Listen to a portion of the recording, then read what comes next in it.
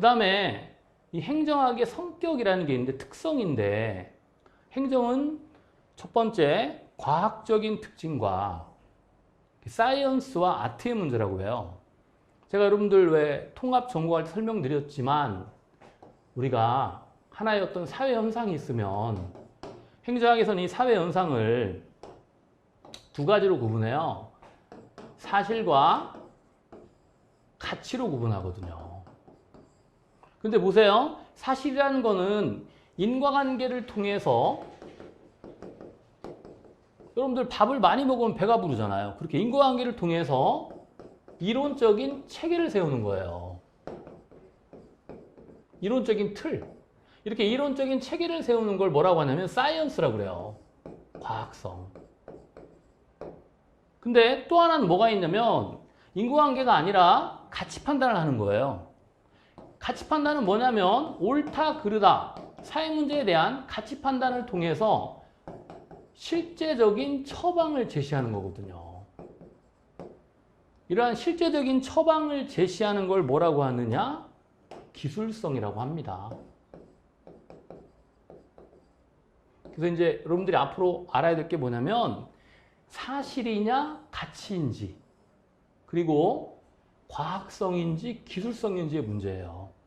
그래서 이런 부분들이 바로 행정학의 중요한 특징이고 사실 현대행정은 이 두 가지를 다 포괄적으로 포함하고 있어요.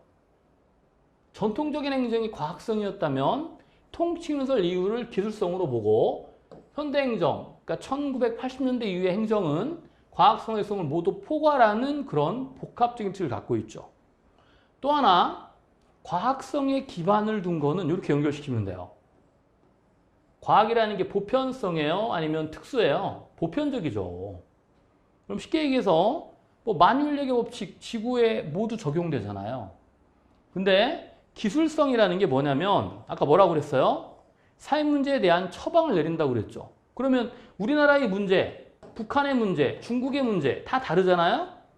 처방은 특수하게 내리는 거죠. 그 사회에 맞게. 이게 과학성은 보편성으로 연결되고 기술성은 특성으로 연결된다는 거죠. 자, 과학이라는 거는 보세요. 뭐를 기반으로 합니까?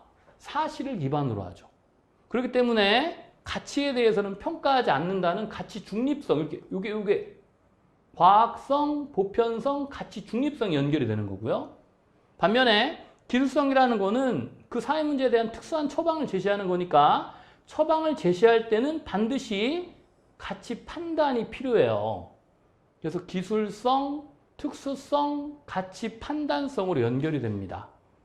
이걸 연결하는 그런 문제도 실제 시험에 나온 적이 있었어요.